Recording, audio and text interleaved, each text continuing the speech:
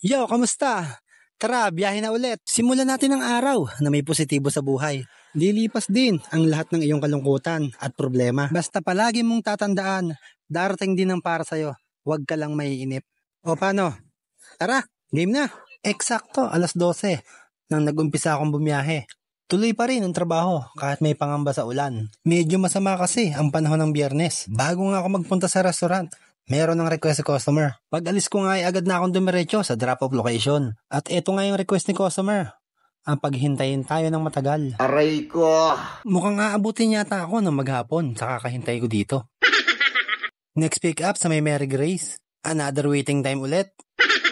Kailangan mo lang talaga ng malawak na pangunawa at konting pasensya. Meron kasi talagang mga restaurant na made to order. Pag alis ko nga ng Soledad, diretso na agad ako sa drop-off. 4 kilometer nga ito hanggang sa bahay ng customer. Agad na nga akong umalis para puntahan pa ang susunod na booking. Kalapit lang ng village, yung sunod na pupuntahan ko. Madilim na nga at kailangan natin ng doble ingat. 8:00 pasado na rin kasi sa mga oras na to. Hanggang dito na lang muna.